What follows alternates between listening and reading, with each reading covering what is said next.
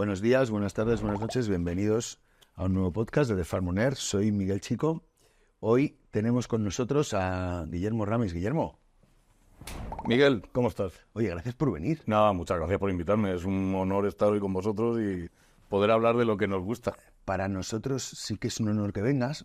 Tuvimos la suerte de encontrarnos el otro día en Leipzig. Sí, señor. Y te prestaste a venir a Madrid. Soy facilón, ¿eh? A estar, eres fácil. En cuanto es cuestión de comunicar sobre algo que amo profundamente, no tengo ningún. Eres fácil, te agradezco mucho que estés aquí.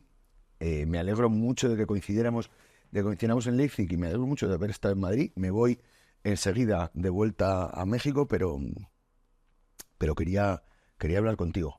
Muy porque bien, pues aquí estamos. Vamos a empezar contándole a nuestra audiencia quién eres, Guillermo. Cuéntanos. Pues Guillermo Ramis, es sobre todo veterinario, soy veterinario. Y después todo lo demás. Yo llevo ahora mismo, soy profesor titular de producción animal en la Facultad de Veterinaria de Murcia. Este año se cumplen 19 años ya que llevo en la facultad y sigo sin presentarme como profesor porque realmente lo que soy es veterinario. Y bueno, antes de venir a la academia estuve 13 años como veterinario de campo y en investigación y desarrollo de Cefusa, que es una de las grandes empresas de este país y parte del grupo Alimentación El Pozo, de lo cual estoy muy orgulloso. ¿Y qué es lo que me permite transmitirle experiencia a mis alumnos? Pues yo no les enseño, yo les transmito experiencias. Y eso también pues se hace, están siguiendo en contacto con la industria, estando en todos los congresos. Bueno, Miguel no lo ha dicho, pero nos vimos en el Internacional de Veterinarios de Porcino y es la única manera, fíjate. La verdad que este formato, y ahora volveremos sobre eso, porque luego quiero que me hables un poco del veterinario que viene. A ver cómo es ese veterinario que viene. Al final hablaremos. Mira, yo hay una cosa, a mí, en mi trabajo, haber pasado tiempo trabajando con cerdos en el campo, limpiando, vacunando, moviendo. Yo lo único que no he hecho ha sido atender partos, por suerte, para las cerdas. A mí me ayuda mucho a ser capaz de transmitir los mensajes y a ser capaz de transmitirlos de una manera coherente, ¿no? Porque al final entiendes mucho mejor todo el proceso. Entiendo que a ti te pasa exactamente lo mismo. Me pasa exactamente igual. O sea, es crítico que hoy seamos capaces de enseñarle a la gente qué hacemos y que gracias a lo que hacemos la gente come. La gente tiene proteína de origen animal de altísima calidad que es crítica, que es necesaria, que por mucho que nos guste y haya grupos muy ruidosos, el 98% de la población española sigue comiendo alimentos de origen animal. Por tanto, hace falta producirlos y hace falta comunicarle a la gente cómo lo producen. Yo creo que esa parte, y también volveremos sobre eso, porque es que esa parte es crítica, porque se nos ha olvidado. Sí. Y esto nos ha llevado a una cosa que para mí es terrible, Guillermo, y es que haya gente que a mí me diga que tenemos que volver a producir animales como lo hacíamos en 1970, que eso sí que era cuidar animales, ¿no?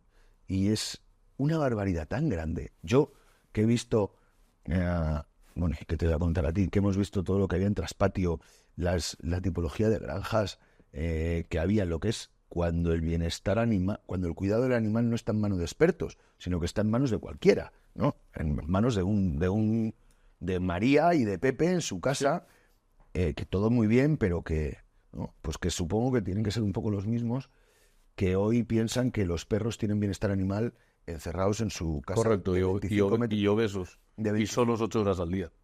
Eso no es bienestar animal. De 25 días en Madrid. La gente no sabe, Miguel, el nivel de tecnificación que tiene la producción porcina. Estamos en lo más alto del mundo. Estamos aplicando ya cría de precisión. Estamos aplicando Big Data. Le estamos aplicando toda la tecnología y la técnica que se pueda imaginar. Y la gente no lo sabe. ¿Y sabes por qué? Porque a base de no comunicar nosotros hemos dejado que otros comuniquen. Entonces les han vendido la historia de que en el año 70 se producía mucho mejor de lo que se produce ahora. Nada más lejos de la realidad. Y sanitariamente hablando, bueno, el año 70 era un Armagedón y de hecho teníamos África, teníamos todas las grandes patologías primarias que hoy no tenemos. Por lo tanto, el que dice eso no sabe absolutamente nada de cómo se producen nuestros alimentos de origen animal. Vamos a hablar de este tema. En mi familia, no voy a hablar del resto del sector, está ocurriendo algo últimamente que a mí me empezó a llamar mucho la atención, y es que la mortalidad de los lechones, en lechón, en parideras y en las primeras etapas de la vida se nos está disparando. Oye, primero, esto es algo que está ocurriendo en toda España. Desafortunadamente sí. Y fíjate, se estima que en el último año han desaparecido del mercado casi 5 millones de lechones. Es el 10% de nuestra producción. ¿Qué ha pasado? Pues que se ha producido la tormenta perfecta, que una parte muy seria la hemos puesto nosotros y otra parte la ha puesto la naturaleza. ¿Cómo hemos puesto nosotros? ¿Qué parte hemos puesto nosotros? Pues primero, la implementación de las hiperprolíficas. No tengo absolutamente nada en contra de las hiperprolíficas. Pero no todo el mundo puede estar preparado para manejar hiperprolíficas. Y nos hemos empeñado en universalizarlas. Claro, cuando un ganadero ve que su vecino está produciendo 32 lechones de tetas por de año, dice, yo quiero eso. Claro, tiene que pensar. Fíjate qué cosa más idiota. Si las genéticas, ellas mismas pusieran los límites y auditaran la granja y le dijeran, mira, ¿tú estás preparado para tener mis cerdas o no? Tú tienes que hacer esto para tener mis cerdas y cuando hagas esto te va a ir bien con mis cerdas. Mientras tanto no te va a ir bien. Este es el primer punto, pero que no es la peor de las partes. ¿Por qué siguen teniendo hiperprolíficas los ganaderos? Porque son muy rentables, obviamente. La segunda parte de la tormenta perfecta es cómo nosotros en la Unión Europea nos hemos quitado herramientas de prevención de enfermedades, herramientas que nos estaban ayudando. Bueno, por un lado nos ayudaban a mantener la salud de nuestros animales y a producir de una cierta buena forma. Por otro lado también eran encubridores de malos manejos. Y de malos flujos y de malas salud. De malas praxis. De malas praxis, en realidad. Sí, ¿vale? sí. Claro, por un lado, que tenemos óxido de zinc, que la Unión Europea, como siempre, utilizando un principio de precaución, es decir, ni siquiera se ha podido demostrar científicamente que las zonas donde se produce cerdos haya un incremento de zinc en suelo, pero aún así lo asume como que es un riesgo medioambiental, porque estamos concentrando zinc en determinadas zonas, dice la Unión Europea. Si vemos el mapa de concentración de zinc en suelo de Europa, interesantísimo, ¿eh? Las mayores concentraciones con mucha diferencia son las cuencas mineras, las grandes cordilleras de montañas y ciertas cuencas fluviales. Tú ves en España, Cataluña, Alto Aragón y Murcia, joder, y resulta que son de las zonas donde menos cantidad de zinc hay en suelo. Pero bueno, esto es algo contra lo que no podemos luchar. Pero nos quitan esta herramienta, que en dosis terapéuticas era muy eficiente controlando las diarreas cardiovasculares, ya tenemos una herramienta menos. Segundo paso, vamos a reducir el uso de antibióticos. Esto realmente fue primero que los antibióticos, que el óxido de zinc, porque es que llevamos desde el 2006, desde el 99, quitando elementos, quitamos los antibióticos como promoción de crecimiento, que no estábamos haciendo promoción de crecimiento, estábamos haciendo metafilaxis frente a las grandes patologías. Sí, estamos utilizando prevención. El antibiótico como prevención. Estábamos haciendo prevención. Nosotros creíamos que los cerdos crecían mejor porque matábamos parte de la microbiota, y no es verdad, matábamos los patógenos de la microbiota, por eso crecían muchísimo mejor. Y seguimos pues en el 2006, en todos los asaltos que hemos ido dando con los antibióticos. Otra vez usando el principio de precaución. ¿Porque se pueden transmitir las resistencias de los patógenos de animales a los humanos? ¿A los patógenos de humanos? Claro que se pueden transmitir.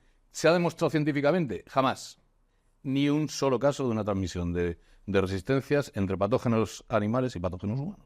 Pero otra vez más la Unión Europea pues ha usado el principio de precaución. Lo que pasa es que hay veces en las que el principio de precaución tiene más sentido que otras. Me refiero, esta parte de la resistencia antimicrobiana sí que en principio parece, o sea, sí que si tú la piensas desde fuera, la parte del óxido de zinc, cuando se puede demostrar, pues tú dices, ostras, es que... Pero en caso de no poderse demostrar, la resistencia antimicrobiana sí que está generando, o sea... Estoy de acuerdo en que había que regular el uso de antibióticos. Estoy de acuerdo en que se estaba sobreutilizando. Estoy de acuerdo que el 70% de los antibióticos que se producían en Europa se estaban utilizando en ganadería. Pero de ahí a llegar a que los veterinarios de campo tengan miedo a prescribir... Ahí estoy de acuerdo. Ahí estoy de acuerdo. Hemos dado al péndulo se le ha pasado. No hemos sabido calcular el recorrido y se nos ha ido la mano. Y que hemos pasado, los veterinarios siempre, y yo tengo mucha relación con el mundo médico a través de los xenotrasplantes, que ese es otro tema que si quieres tratamos otro día. Sí. Tengo mucha relación con ellos. Yo siempre los he chinchado, les he dicho, los veterinarios somos preventivistas. Evitamos que nuestros animales estén enfermos. Y vosotros sois terapeutas. Curáis al paciente cuando ya está enfermo. Pues hoy hemos llegado al mismo punto que los médicos y nos hemos convertido en terapeutas. Tenemos que esperar a que los animales enfermen, pese a que tú en tu granja, en una granja en concreto, sepas perfectamente la patocronia, lo que va a ocurrir, porque siempre pasa. Pues te tienes que esperar a que los animales tengan síntomas. Esto, como decíamos antes, ¿cómo cuadra con el bienestar? Bueno, y para mí esa es la discusión. Esa es la discusión importante, porque o sea, el punto de peor bienestar animal que se puede ver, el punto de peor bienestar es la muerte. Es morirse. No hay peor malestar que el que te lleva a la muerte. Estamos de acuerdo, ¿no? Entonces, estamos implementando medidas que hacen que mueran más animales, bueno, más, que mueran antes, porque más, en realidad, al final morirían en todo caso, pero que los animales mueran antes, que tengan una vida más corta y seguramente peor, por los formatos de prevención, de tratamiento, o por cómo estamos creyendo que tenemos que estar los animales. Esto no hace mucho sentido. No hace ninguno. Me gustaría que matizáramos algo. Tú dices que los animales al final van a morir, cierto, y verdad. Pero una cosa es una muerte por sacrificio, sí, en el que el animal goza de bienestar toda su vida y muere en un sacrificio, y otra cosa es morirse de una enfermedad, en el que el animal va a sufrir antes de morir. Que es mucho más jodido. Es mucho peor. Entonces, no es el mismo tipo de muerte, ¿vale? Morir van a morir igual, pero una cosa es morir sin sufrimiento y otra cosa es morir después de haber padecido una enfermedad. La Unión Europea es bipolar en ese aspecto. Nos exige bienestar, monta normas de bienestar que a veces no tienen nada que ver con la realidad de una granja, porque a veces lo hace un político que no conoce la realidad de una granja. A veces, muchas veces. O el país que representa el sur de Europa es Grecia, que tiene el 0,9% del censo porcino, por ejemplo. Pero luego nos exige que quitemos herramientas terapéuticas que hacen que nuestros animales se mueran. Esta bipolaridad es absoluta. Y fíjate, la EFSA recibe preguntas de los ciudadanos europeos y una vez junta un número crítico de la misma pregunta, entonces cuando actúa, o bien preguntando al sector que corresponda, o bien legislando al respecto. Pues la EFSA ya tiene más de 2.500 preguntas de consumidores europeos que dice, ¿por qué se mueren tantos cerdos a lo largo del proceso productivo?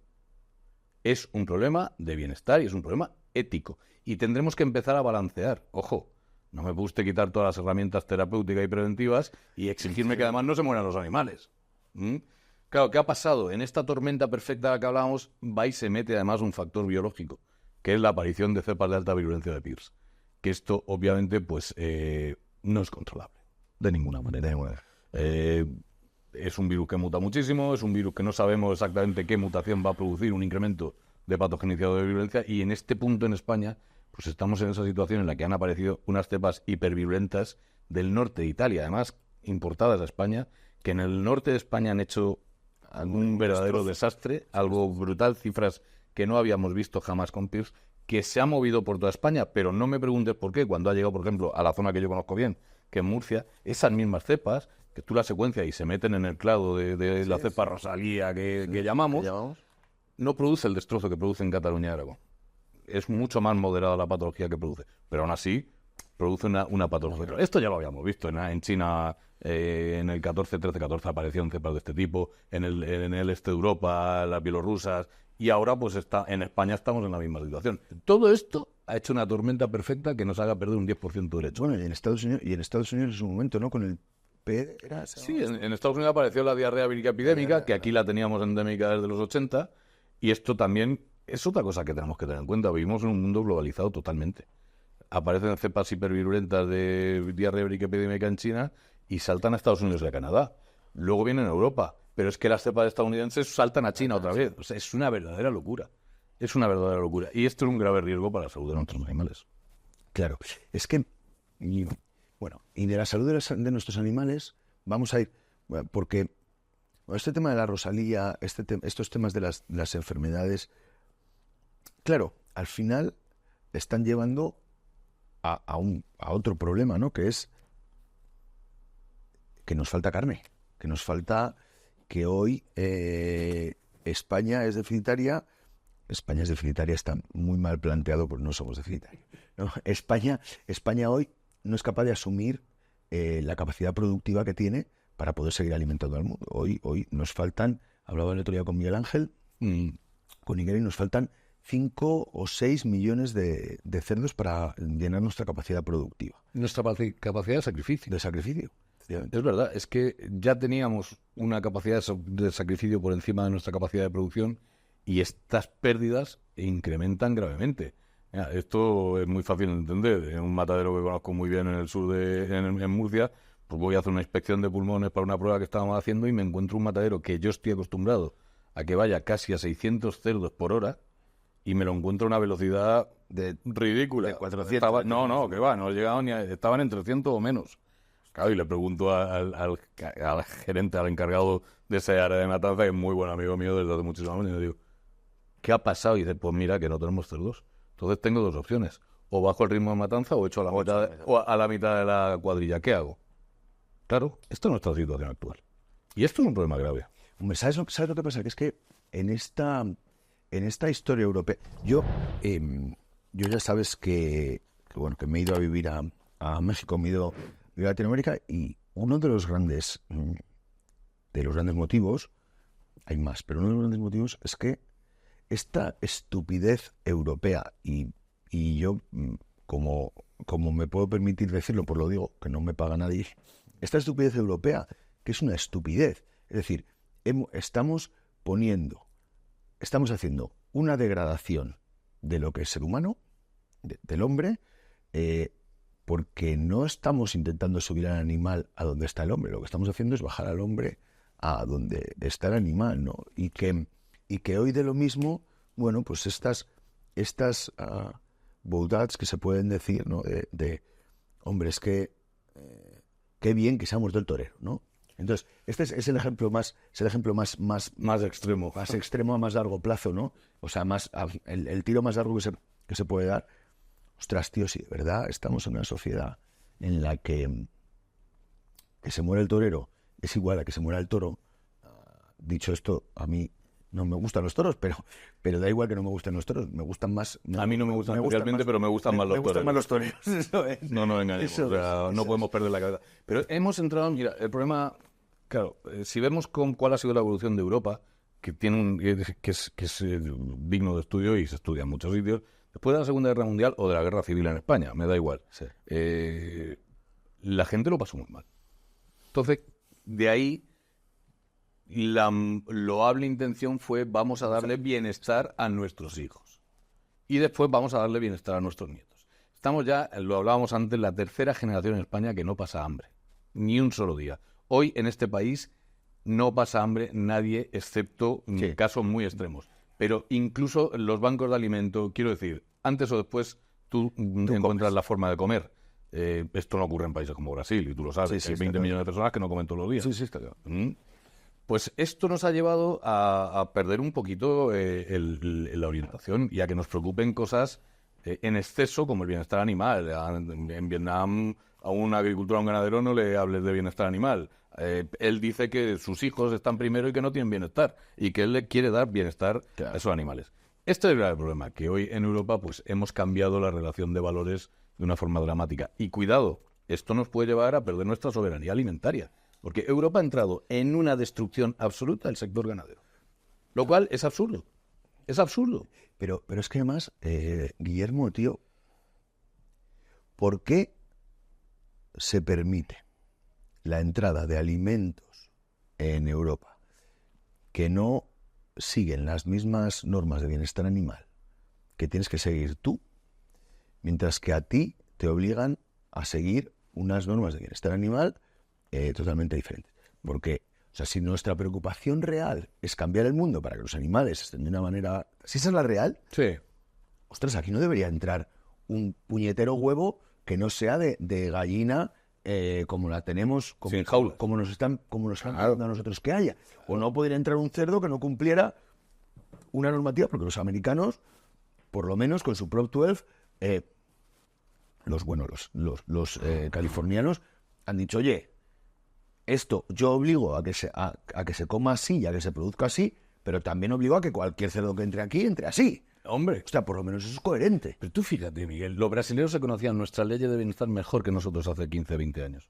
Porque ellos creían que les íbamos a obligar a imponer esas leyes. No ha ocurrido. Si tú lees la ley de bienestar brasilera, que tiene 4 años, da risa. Es una ley de mínimos que si se la presentas a un europeo, vamos, te dice, este es el bienestar que teníamos hace 50 años en Europa, ¿vale? Y sin embargo, pues no le ponemos barreras arancelarias a todo eso. Sí se las ponemos, pero son insuficientes, claramente insuficientes. Esto ya pasó dentro de la Unión Europea, cuando Reino Unido, que cuando formaba parte de la Unión Europea, decide hacer un bienestar diferenciado, lo que hizo fue destruir su sector de producción de animales radicalmente. Yo estaba viviendo en Inglaterra, mira, cuando empezó este rollo, 90 y poco. Por ahí. Porque, bueno, o sea, lo que pasa es que parezco muy joven, pero no, pero no soy tanto. Y entonces, yo recuerdo, tío, que había el British Bacon, que era como el bacon en bienestar animal, Claro. Ellos empezaron a hacer su historia, entonces había una historia de British Bacon que valía, pues yo qué sé, 2 pounds, ¿no? Y luego debajo había bacon normal. Pan y bacon. Bueno, yo creo que en ese momento sería, porque hace muchos años yo creo que sería danés. Sí, fácil. No lo sé, pero yo creo que sería danés, pero me lo estoy inventando. Y ese era bacon normal. Y ese valía pues 0,96, ¿no? Y el otro 2. Y macho, British Bacon había siempre, o sea, British Bacon había siempre. Y del otro bacon casi nunca quedaba, ¿sabes? ¿Sabes cuál es nuestro problema, Miguel? Que cuando te ponen un micrófono delante de la cara y una cámara, eres la mejor persona del mundo. Claro. ¿Quiere usted bienestar para los animales? Por supuesto. ¿Y quiere usted que se maten a besos? Por supuesto. ¿Y quiere usted que...? Por supuesto. ¿Pero está usted dispuesto a pagarlo? Por supuesto. Cuando vas luego al lineal dices, ay no, coño, que es que vale el doble. Me voy a llevar el otro, aunque este sea un cerdo feliz. Y fíjate que con los huevos se nota menos, porque es relativamente barato un huevo. Entonces, al final, el diferencial entre una gallina de suelo y una gallina en jaula son muy pocos céntimos, entonces se nota menos. Ostras, el diferencial en un kilo de carne de vaca, de pollo también, o de cerdo, diferencial es serio, ¿eh? Es muy serio. O sea, muy serio. Y hay que saber cuánta gente somos capaces de pagarlo, porque y si podemos pagarlo, si queremos, o si vamos, Sobre ¿no? todo lo que hay que tener en cuenta es la gente que no puede pagarlo, Miguel. Claro, porque claro. tú y yo podemos pagar carne premium, seguro, y podemos hacernos flexitarianos. Como menos carne y la carne que como la pago a 42 euros el kilo. Pero hay 4 millones de familias en este país que no pueden pagar el lomo a más de 4 euros el kilo. Entonces no podemos volvernos locos.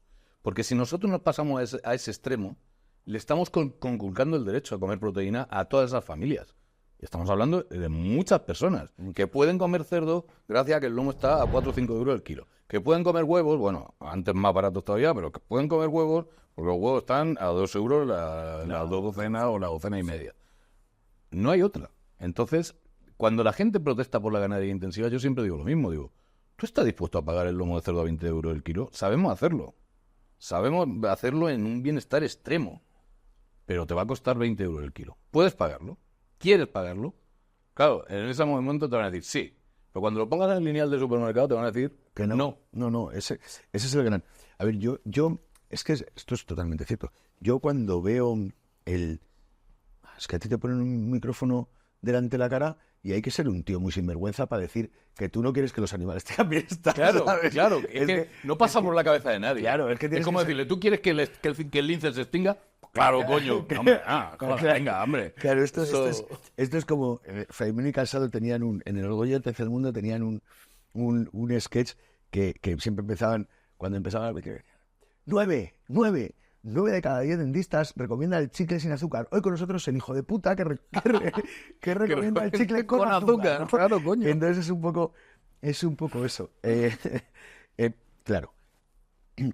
Vamos un momento al tema del manejo, que para mí es importante, porque ¿qué nos ha pasado con el manejo, Guillermo? Porque puede ser que en todas estas muertes, en un periodo de tiempo determinado, seamos capaces de arreglarlas en un porcentaje, no sé en cuánto, gracias a que empecemos a saber manejar los animales de una manera distinta. O sea, puede ser que hayamos quizá ido demasiado rápido y no nos haya dado tiempo a aprender a utilizar o a producir de esta diferente manera a cómo está. ¿Tú crees que pueda que algo de eso. Absolutamente sí a las dos cosas.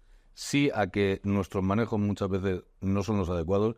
Y te voy a poner un ejemplo muy tonto. Esto de las hiperprolíficas que decíamos, al final tú dices, bueno, voy a hacer fostering, voy a hacer donaciones y adopciones para tratar de igualar las camadas, número de tetas, tamaño de lechones. Nosotros hemos hecho pruebas en las que el 83% de los lechones nacidos con una cerda se destetaban con otra. Ya. El 83% en una paridera. Es una verdadera locura. Es mover lechones todo el puto día, sin sentido. Sin sentido. Con lo cual, eso es lo primero que tenemos que arreglar. Y luego, cosas que a veces nos cuesta hacer y entender la bioseguridad. Todo el mundo caca de bioseguridad. Ya, pero la bioseguridad es facultativa. Tú pones la bioseguridad que te da la gana. Y sobre todo tienes que convencer al gerente o al dueño de una empresa que la seguridad le va a reportar. Nosotros tenemos pruebas donde la seguridad te devuelve 10 euros por cada euro que inviertes. Sí, lo tengo claro. Pero tienes que decirle al tío, te tienes que gastar 1 millón de euros. Y dice, ¿cómo es eso? Pues porque si no... Y luego tienes que... buenos manejos, lo de los flujos unidireccionales.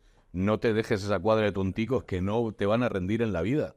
Pero muchas veces, fíjate, la gente dice, es que maltratar a los animales. Pues a veces, muchos de esos manejos es ese pudor que tiene el ganadero de decir, no puedo matar. De matar a este animal. No quiero matar a estos animales. Mira, si es que es mejor para ti y para él. Él va a llevar una vida rastrera toda su vida y tú vas a perder dinero. Por lo tanto, pero por eso a todo el que dice, maltrata y los bichos, yo le enseñaría este tipo de ejemplos de gente que dice, esto hay que salvarlo como sea. No, a ver, vamos a centrarnos.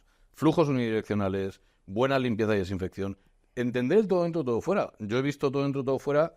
Saca las cerdas, saca los lechones, limpia la paridera y tal y como termina, meten las cajas sin lavar. Sí. Y las minitolvas sin lavar. Pero coño, no. Has hecho todo dentro, todo fuera de bichos, pero te has olvidado de esto. O tengo graves problemas de coccidio, pero ¿qué desinfectante utilizas? No, pero es que estoy metiendo todo el trazullo, pero ¿qué desinfectante utilizas? Es que resulta que el desinfectante que utilizan no es eficiente frente a los coccidios. Entonces tú puedes meterle al bicho todo el trazulilo en la boca o en el cuello que te dé la gana. Los coccidios siguen estando ahí. Y por mucho que tú laves, si no desinfectas adecuadamente, y tú estás desinfectando, Pero no lo estás haciendo. no estás obteniendo el resultado que esperas.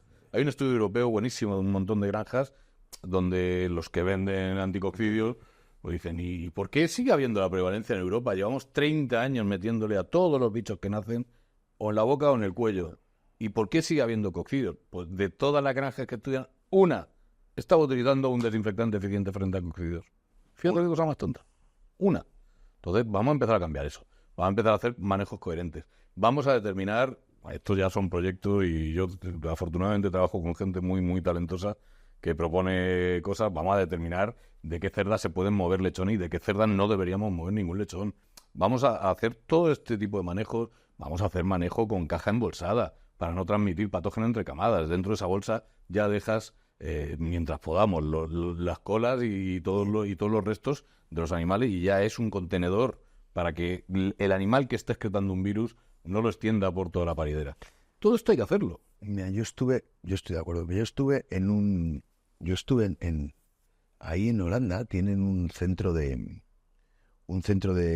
manejo y de, bueno, yo fui hace 15 años, por lo menos, para ver las bolsas que cubrían las balsas de Purín. Y entonces llegamos, ¿cómo se llama? Steinvik, no me acuerdo cómo se llama la ciudad, me acordaré en otro momento, y cuando me acuerdo lo pondré aquí abajo para que no os creáis que soy imbécil. Entonces estábamos allí en el centro de experimentación y una de las cosas que nos decían era mantener las familias juntas. O sea, parece que los resultados productivos, cuando tú mantienes a todas las familias unidas, deben de ser, o sea, son mejor en un 30%, porque los animales se sienten más cómodos, claro, están en familia, ¿no? Claro, todas esas cosas no las tenemos contempladas, o sea, ni siquiera somos capaces de... Un corral es un corral, y si te caben, y prefieres meter 14 que meter 12, aunque, ¿sabes? Sí, lo peor es que sí lo tenemos contemplado, Miguel. Mira, cuando empezó el desmedro, se hizo muy famoso un veterinario francés, que era François Madec. François Madec era un veterinario digo era porque está jubilado ya el hombre, era un veterinario de la Bretaña francesa. Y se termina sacando los 20 puntos de Madec frente al desmedro. Si tú lees los 20 puntos de Madec, son 20 normas de manejo que deberíamos de hacer siempre. tengamos desmedro o no tengamos nada. ¿Mm? Y una de ellas era, usted no mezcle lechones. Esta camada va a una cuadra de transición y luego una cuadra de cebo. Esto está muy bien decirlo en una granja de 200 cerdas, que es lo que hay en Francia. Que sí está claro. Ahora vas y lo haces en una granja de 9.600 cerdas. Imposible. Imposible. Porque tú luego vas a tener cuadras de entre 25, 100 o hasta 500 lechones, como he visto yo en una transición. ¿Cómo no mezclas ahí? Es imposible. Y luego pasas a cebos integrados y ya en cebo integrado puedes tener la variabilidad de granjas más increíble que te imagines. Con lo cual, lo de mantener la idea de MADEC es buenísimo, pero luego en la práctica, nosotros en algunas de nuestras granjas, en las mejores granjas, podíamos aplicar entre 12 y 15 como muchísimo. Y siempre había 5 medidas de MADEC que era imposible aplicar. Claro, lo que pasa es que, tío, si queremos... O sea, yo sí creo que hay una parte en todo esto que si tenemos que redibujar, a ver, porque esto tiene ciertos costes, van a ocurrir cosas, ¿no? Claro. Pero la realidad es que si... ¿Cuánto coste tiene no hacerlo? Quiero decir, nosotros podemos pensar, vale, ¿vamos a cambiar la normativa europea? No parece. ¿Vamos a poder hacer? Bueno, pues entonces la producción... Pero claro, lo que no se puede es no tener esta conversación. O sea, si esto es lo que me estáis pidiendo, dejadme hacer esto. Dejadme hacer granjas nuevas. Dejadme que mis granjas, que yo plantee mis granjas con un flujo, luego de tal. Cerrad las viejas si queréis. O sea, quiero decir, permitidme cambiar plazas A por plazas B. Permitidme que cojamos estas granjas que tenemos aquí no voy a decir zona porque si no, luego me van a decir que, no, estas granjas que tenemos aquí que tienen 45 años, que no tienen ventanas, que están en tal, que no hay forma, permitidme que cierre esa granja y que haga una nueva al lado de toque con lo que toca hacer hoy en España. Y permitidme que piense los flujos de una manera holística y que me empiece a plantear la historia de... Este es uno de los problemas. Que estamos adaptando animales de hoy a granjas de hace 50 años. Este es uno de los graves problemas. Yo sí voy a hablar de mi zona en Murcia. No puedes construir una sola plaza. No te dejan construir absolutamente nada. Y a duras penas te dejan reformar lo que hay. Por lo tanto, cuando tú dices, voy a hacer cría de precisión y voy a adaptar, no sé qué, es complicado. En una granja de 1956. Muy complicado, claro. Pues en esa tú estás metiendo una genética de 2023. Y animales de 2023. Eso es imposible que funcione. No. Claro, yo tenía cebos. Yo mis 13 años en Cefusa los pasé en cebo integrado. Que eso es divertirse todos los días, ¿eh? Sí, claro. Me pegaban por los dos lados. Me pegaban los jefes y me pegaban los ganaderos. O sea, esto mi vida era... Y la vida de cualquier veterinario de cebo integrado es divertidísima. Pues yo recuerdo que cuando empezamos a meter pues todas esas genéticas avanzadas, ya no te hablo ni de las hiperprolíficas, ¿eh? Estoy hablando de teníamos cerdas pig, luego vinieron las dambres, etc. Pues teníamos cerdos que eran completamente distintos a los de 25 años antes. Tenía granja de 25 años. ¿Y sabes lo que me decía el ganadero? Aquí siempre han salido muy bien los cerdos. Ya, pero es que estos cerdos que tienen... No son esos. No son los de hace 25 años. Hemos tenido hasta hace poco unos cerdos que aquí, vale. ¿Por qué? Pues porque relativamente resistían el frío, porque tenían una capa de grasa medianamente bien... resistían al calor porque la propia grasa pues, también hacía de aislante, pero hoy tienes una genética que crecen como demonios, que metabólicamente están atornillados y que tiene una capita de grasa, sí, esto no soporta ni el frío, ni el calor, ni los cambios de temperatura, olvídate. Y tú tienes naves con techos sin aislar, sin cortinas, ¿qué puedes esperar? Y esto se pone a -3 y a +47. Y yo he llegado a oír, pero un cerdo a -2 no le pasa nada. Digo, ponte tú a -2 toda una noche, tú vas a tener hormigón, a ver cuánto duras. ¿Listo? ¿Y un lechón de 15 kilos? Ya. Hombre, por favor. Pues esto es lo que hay. Claro, es la idea que teníamos de esa ganadería tras patio. Yo tiro aquí 3 cerdos y que sea lo que Dios quiera, que saldrán. Y salen. Y salían. Y salían, bueno, los que salían. ¿Qué era lo que salía? Claro. Lo que salía. Bueno, pues porque se habían muerto. Bueno, porque es que los primeros, o sea, los 5 que no iban a durar ya se habían muerto al nacer, ¿no? O no habían ni nacido. Entonces salían todos pues con unos tamaños...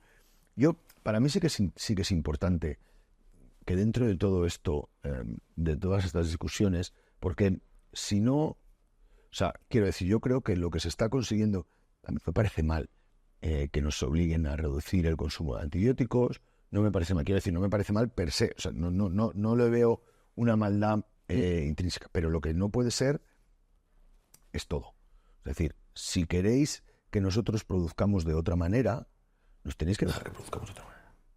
Está claro. Entonces, esto es importante. Y yo, claro, tú luego llegas a los daneses, a los holandeses y tal, y les das dinero para que cierren sus granjas. Pero no estás dejando que nosotros hagamos aquí granjas nuevas, ¿no? Y luego los daneses pues, se van a ir a Polonia con el dinero que les han dado en Dinamarca. Cuidado, que eso también tiene un problema, ¿eh? Holanda ahora está haciendo eso.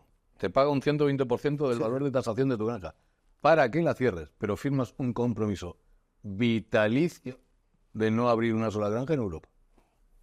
¿Por qué? Porque esto ya lo hicieron los holandeses. Bueno, los holandeses eso, son negociantes son negociantes de toda la vida. Iba a decir piratas, pero no me atrevo. Son negociantes de toda la vida y con el dinero que les dio el gobierno holandés en el primer asalto se iban a Polonia a producir.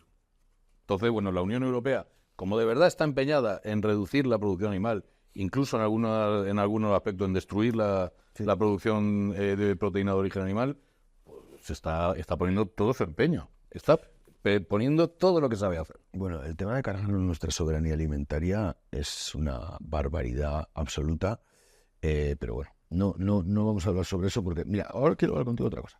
Que hemos dicho al principio que íbamos a hablar. Oye, los nuevos veterinarios, tío, tú no paran de pasar por tus manos, ¿no? Gente, claro, tú llevas la producción animal, entiendo que no es optativa. No. Ninguna de las asignaturas, solo tenemos una optativa. El resto están todas dentro del currículum y son obligatorias.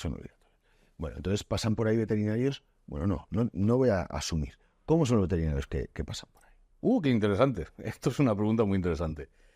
Yo te puedo hablar de 20 años, que es el panorama que tengo. Hasta hace aproximadamente 15 años, más o menos, tú preguntabas el primer día quién se quería dedicar a la producción animal y la respuesta era 0. Nadie. Pero nadie es absolutamente nadie. Y además, dentro de cada grupo tú tenías entre un 12 y un 20% de veganos o vegetarianos. Si juntabas todo, veganos, vegetarianos, flexitarianos, podías llegar hasta un 25%. No jodas. Cuidado. Hombre, te voy a dar un dato muy absurdo. La cantina de mi facultad es la única que tiene menú veganos de todo el campus. La de veterinaria. ¿Por qué? Porque tiene público, coño. Ya. ¿Por qué tiene público? Toda esta gente, obviamente, está orientada a pequeños animales, caballos exóticos, que yo siempre digo lo mismo, van a faltar exóticos para tanto veterinario. Sí, van a faltar exóticos. Ojo, vamos a centrarnos. Sí. ¿Cuál ha sido el tránsito en los últimos 5 o 6 años? Que de repente la gente empieza a estar interesada en producción animal. ¿Por qué? Pues porque empiezan a darse cuenta que el trabajo en pequeños animales está mal pagado, está mal valorado, está colocado en el horario que no quiere el titular de la clínica, obviamente, y empiezo a encontrarme con gente con problemas muy serios mentales. Ya. Y de hecho, te puedo hablar de una alumna que me escribió la semana pasada, lleva egresada 4 años trabajando en clínica de pequeños y me escribe porque se quiere meter en producción después de haber superado una enfermedad muy grave que ya está convencida que es debido al estrés que ha sufrido en su trabajo. Coño, esto es así. El año pasado, Miguel, el primer día de clase, 50 alumnos. Pregunto, ¿quién se quiere dedicar hoy a producción animal? 5, el 10%. Este es el tránsito que ha habido. Qué curioso, tío, porque esto en las grandes ciudades, cuando he hablado esto mismo con gente en grandes ciudades, y cuando he hablado con Lleida y con cosas así, esto no pasa, tío. O sea, no pasa. En Murcia se ve claro. Yo sé que detecta gente para producción, porque, bueno, yo soy uno de los que más o menos mantiene contacto con la industria y soy un poco el enlace. Por eso yo detecto a esta gente. Si yo no me dedicara a buscarlos, quizá me pasarían desapercibidos. Pero yo tengo claro, porque yo voy buscando y todo el que quiere trabajar en producción sabe que si habla conmigo, pues tiene un enlace con la industria. Entonces yo voy siendo consciente de la gente que cada vez quiere más. Y fíjate, esto es muy sencillo. Mi asignatura está en quinto. Yo siempre he tenido alumnos internos en quinto. En quinto ya es tarde. Ya está. Tienen un único año para enterarse de qué va la historia. Pues en el año 20 y 21 empiezan a aparecer en mi despacho niños de cuarto y niñas de cuarto que quieren ser veterinarios de producción. Y el año pasado empieza a aparecer gente de segundo. Ya. ¿Por qué? Porque ya se han dado cuenta que si yo empiezo en segundo, coño, cuando salga estoy colocado. Cuando salga sé algo. Y estoy colocado. Claro. Porque ya le he preguntado a qué programa de prácticas tengo que hacer. Ahora mismo tengo una niña que va a una empresa porque ella quiere ser veterinaria. Porque no, bueno, empieza por hacer unas prácticas este verano. Y después hablamos. Pero fíjate que de tu universidad están saliendo veterinarios jóvenes, pero muy reconocidos y que hacen las cosas muy bien. Yo les ves dando ponencias por todos los lados. El otro día, bueno, me encontré con un par allí, Sara, es gente que no, que es Sara, Paula, mucha gente, que son gente muy buena. Que son gente muy buena.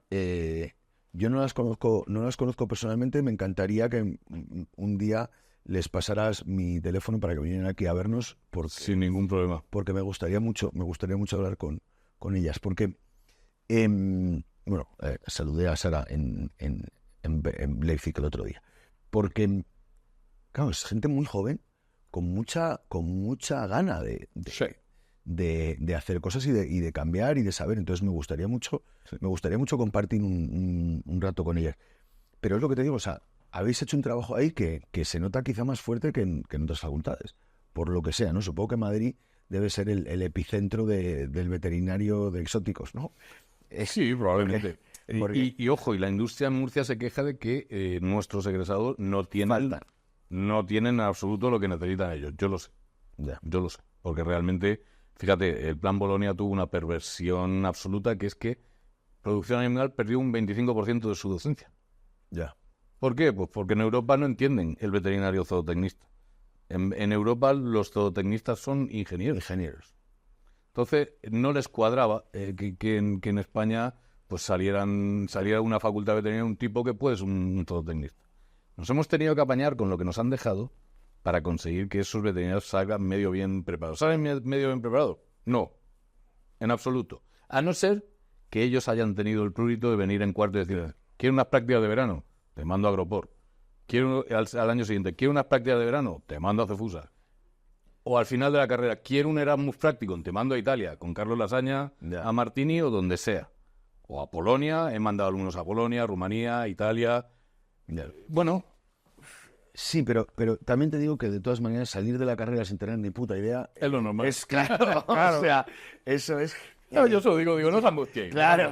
Y la pregunta es siempre la misma, dice, pero si a mí me contrata una empresa, ¿me van a dejar solo? Digo, sí, a cargo de 15 millones de euros en cerdos, no te preocupes. Sí. El día uno. No, hombre, no, te van a poner un mentor que te va a formar. Hay empresas que ya tienen su plan de formación, ¿eh? En Murcia hay por lo menos 2 empresas, su plan de formación pasa porque ese veterinario trabaje 6 meses en una granja y ver cómo se desenvuelve con los animales y que aprenda manejo de animales. Es que el tema ese tema de entrar a una granja y pasar un tiempo ahí, es que es básico. ¿Sabe otro tipo de alumnos que me gusta mucho? Los que acceden a la facultad veterinaria desde un módulo de ganadería. Ya. ¿Por qué? Pues porque luego los ves en la granja y tienen capacidad de manejo de animales que los alumnos de veterinaria no tienen. Bueno, es que vamos a ver, mi padre pues es un fanático del manejo animal, ¿no? Entonces yo recuerdo cuando empecé a trabajar en granja, para mí, claro, entender cosas tan sencillas como cómo se mueve un animal. O sea, tú, te quiero decir, mover un animal es súper sencillo, pero si no sabes... Siempre y cuando sepas. Sí, pero si no sabes no lo mueves. O sea, mover un animal es súper sencillo, pero claro, desde luego la fuerza bruta no cabe. El quitarle nada, olvídate. No, todo eso no funciona, ¿no? Pero es increíble como un animal con un toque así... En el sitio correcto, ¿verdad? Un toque así en el lomo. Con un ruido correcto. Sí, Te voy a contar una anécdota, Miguel, que esto te da un poco una idea. En unas prácticas en la granja de la facultad, mientras los 2 profesores, yo estaba con otra profesora, y mientras teníamos que tomar una muestra de sangre, le decimos a un grupo de alumnos, sacad estos lechones de las parideras, era un destete, hueves de destete, sacad los lechones y los lleváis a las bomboneras. Hay un pasillo periférico que va a las bomboneras. Tomad un saco de papel. Claro, el uso de nosotros creímos que ellos sabían para qué servía el saco de papel. Que es para hacer un ruido detrás de ellos. ¿Y los montaron al saco? Al rato si viene un alumno y dice, mira, disculpadnos, no sé si lo habremos hecho bien o mal, pero para que vean un poco el sol los animales no los hemos metido en el saco y los hemos llevado andando. Claro. En ese momento te das cuenta y dices, claro, es que a lo mejor nadie le ha enseñado a este crío que si haces un ruido adecuado detrás del animal, el animal, que es un animal que es depredado y que está muy abajo en la escala trófica, corre para que no se lo coman. Entonces, y ellos habían entendido que tenían que meter los lechones en el saco y mover los lechones metidos en el saco. Bueno, pues esto es lo que hay. Claro, esto es lo que tenemos que conseguir cambiar. Claro, pero la realidad es que nos reímos, pero qué pena. No, es lamentable. Pero qué pena que nosotros no, ya no te digo, es que no, ya no te digo un veterinario.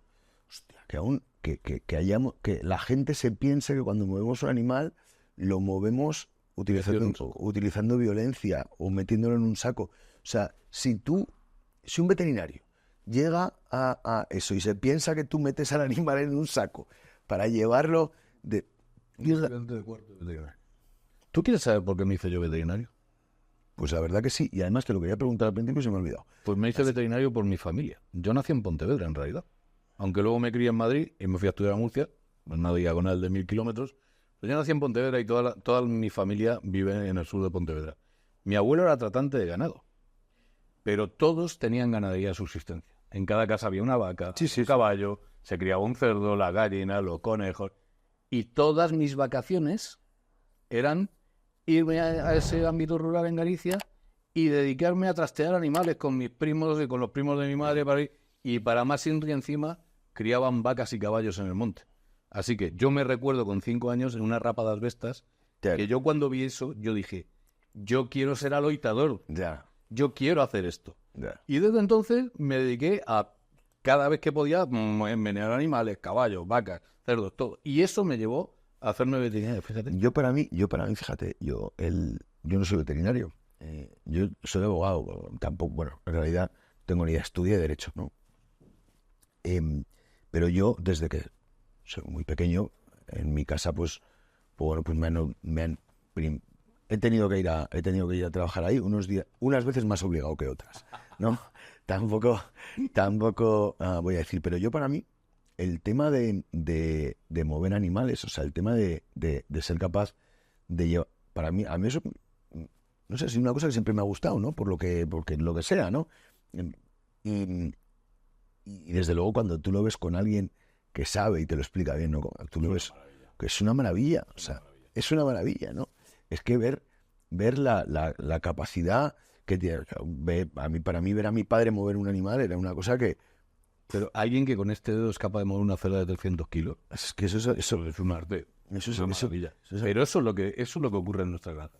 Cuando a mí la gente nos acusa de maltratar a los animales, yo siempre recuerdo un vídeo que salió precisamente pues un poco en protesta de esto, y de un ganadero que decía: no he estado en los partos de ninguno de mis hijos porque estaba atendiendo los partos de cada una de mis vacas.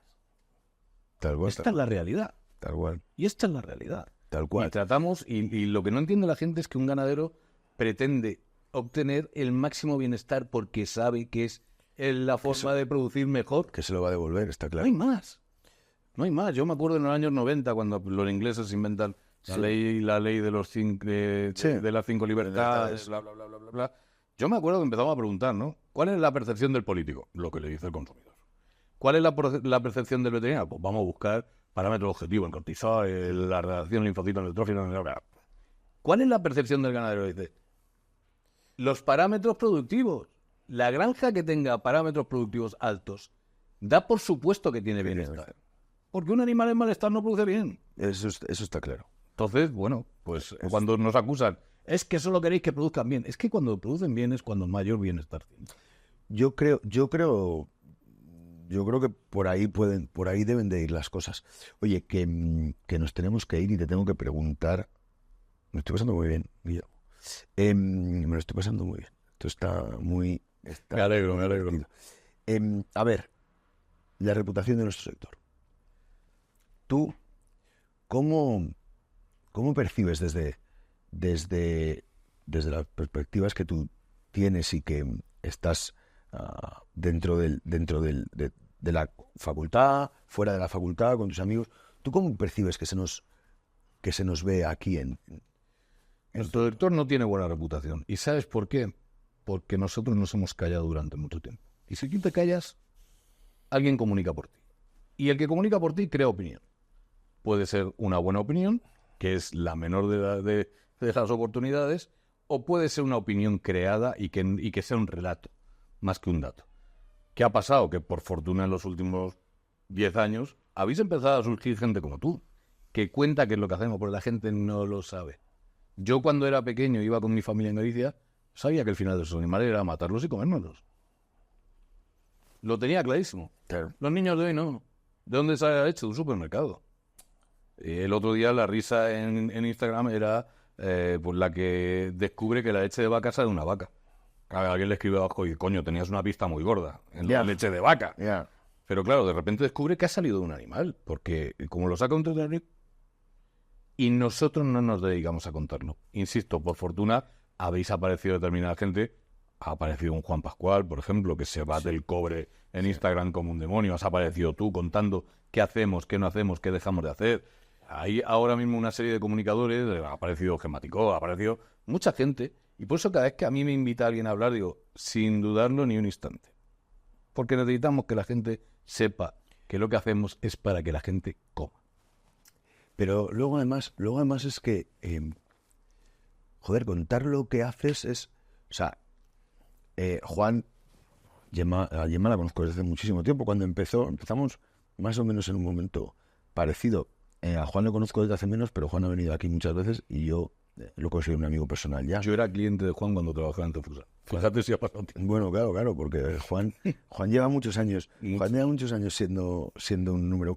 Pero Juan ha dado una pátina de dato que tiene sentido. Pero ¿sabes lo que pasa? Que, mira, con mi amigo Reinaldo Cubillos, él siempre dice que dato... Reinaldo siempre dice que dato mata relato, sí, ¿no? Sí. Pues yo no, yo creo que no. O sea, yo creo que nunca jamás en la historia un dato ha matado un relato, porque el relato se interioriza de una manera diferente y el dato se olvida. Entonces, da igual, es decir, yo creo que, además estoy convencido de ello, yo creo que nuestro trabajo va por contar la historia de una manera más bonita, no por contar la historia de una manera con más dato, aunque el dato soporte la evidencia de lo que estás diciendo, que es importante. No digo que el dato no tenga importancia, no tenga relevancia, digo que a la hora de contar una historia el dato se olvida y que nosotros tenemos una historia que para mí es la historia más bonita del mundo. Somos familias que cuidamos animales para dar de comer al mundo. O sea, me parece que no hay un relato más bonito que ese. Que da igual los datos de nitrito y los datos de Olvídate. ¿sabes? Entonces yo, fíjate que con los datos tengo una relación de amor-odio compleja porque no creo en los datos. O sea, a ver, esto es ridículo. De decir, estoy hablando además con un científico y los científicos creéis mucho en los datos. Pero los datos no terminan de generar el enganche con la gente cuando lo ve. ¿Sabes? Entiendo perfectamente lo que dices, porque el relato se basa en emotividad. Claro. Y no hay nada más frío y desmotivador que un dato. Claro. Por tanto, tenemos que contar eso. O sea, no somos robots que movemos animales iba a decir a hostias, no se puede decir, a patadas, los maltratamos para que produzcan muy rápido, mucho, y luego los matamos cruelmente. Somos personas que tratamos a nuestros animales con el máximo respeto. Mira, el Colegio Veterinario de mi región hace un vídeo con los distintos sectores y a mí me tocó salir entre un grupo de cerdas y yo estaba acariciando una cerda. Y me dice el que lo grabó, dice, pero esto es falso, ¿no? Porque tú no acaricias a los animales. Digo, pero ¿a ti qué te pasa, trastornado? Cada vez que lo tengo a mi alcance. ¿Cómo no voy a acariciar a estos animales? ¿Cómo no voy a acariciar claro, ¿cómo no voy a acariciar un animal? Y cualquiera de mis alumnos lo puede decir. Yo no puedo evitar estar acariciando a una cerda o rascándole el lomo. Me da igual. Claro. El tipo de caricia que el animal acepte, ¿vale? Pues eso es lo que tenemos que contarle a la gente. Que queremos a nuestros animales. Que mucho más que ellos. Que ni los conocen. Y que al final, o sea, y que al final la muerte, tío, ostras, es que de repente hemos llegado a un punto en el que la muerte es tabú, ¿no? En el que no se puede. Y es un disparate. Mira la tele, Miguel. Pixelizan el tabaco, pixelizan los muertos, lo pixelizan todo. Los niños de hoy creen que nadie se muere. Hasta que no tienen una evidencia de alguien muy próximo que se muere, no ven la muerte en absoluto y tratamos de evitarle por todos los medios el contacto con la muerte. Y la muerte es lo único seguro de la vida. De la vida. Es lo único. Y nos guste o no, para comernos nuestros animales, excepto que sean productos como la leche o los huevos, pues hay que matarlos. Hay que matarlos. El problema es que antes, cuando éramos niños, lo sabíamos, en esa infancia que yo pasé en Galicia, parte de todo ese conjunto era el día que se mataba el cerdo, era el día que se mataba la oveja, era el día que se mataba un ternero. Y yo tenía eso muy claro. Los niños de hoy...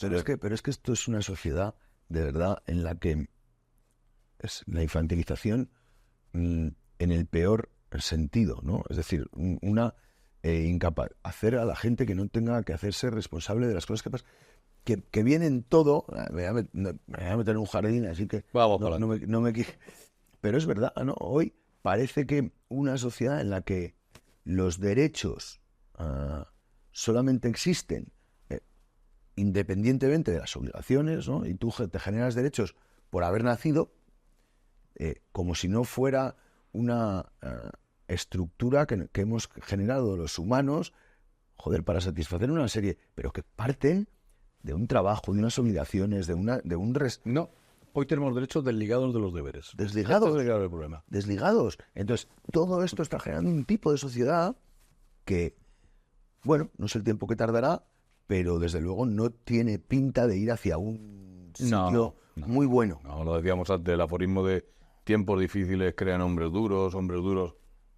Hoy es que también tienes que tener mucho cuidado con el idioma. Cuando digo hombre es humanidad. Humanidad. Sí. Hombres duros procuran mejorar la vida de sus hijos y de sus nietos. Buenos tiempos generan hombres débiles generan tiempos duros. Esto es así. El problema es que hoy Europa está en la parte de hombres débiles. Y no nos quepa la menor duda de que antes o después esto traerá tiempos duros. Yo cuando cuento, yo no tengo ninguna duda. Y por eso me he ido. Además de porque realmente siento que Latinoamérica, seguramente también una parte importante de Asia, pero yo siento que Latinoamérica, y cada vez lo tengo más claro, es el lugar en el que se va a producir el alimento del mundo. Sí, sin duda. Lo tengo claro. Nosotros en Europa, que hemos sido ganadores del mundo siempre, hemos decidido que se ha acabado. Que esa labor de alimentar al mundo vamos a dejar, o sea, vamos a ceder a otros. Sí. Es muy absurdo, ¿eh? Es muy absurdo hacer nuestra soberanía alimentaria. Imagínate. Lo comentábamos antes. Japón, mis amigos de Japón siempre dicen lo mismo. La situación de la Segunda Guerra Mundial, oye, sería imposible. Nos matáis en 6 meses de hambre. Porque el 70% de los alimentos que se consumen en Japón son importados. Es así. Por lo tanto, es muy simple. Vosotros no cerráis el flujo de Cerramos el flujo de alimentos y se acabó. y os cargáis a la mitad de la población japonesa en el plazo de año y medio. Esto es así de sencillo. Ceder la soberanía alimentaria es una cosa que no tiene No tiene ni pies ni cabeza, pero además, cuando hemos sido... O sea, ¿hay algo más bonito que ser los que alimentan a la población? En absoluto, no hay nada. Es que... no hay nada. Pero bueno. Oye, Guillermo, un placer, tío, que te hayas venido a nuestras oficinas. Hasta Cuando quieras volver a invitarme, estaré encantadísimo de volver, Pues porque me lo he pasado realmente bien y espero que esto sea la primera de más de una ocasión. De muchas. Sí, Guillermo, muchísimas gracias por venir. Muchas gracias por invitarme.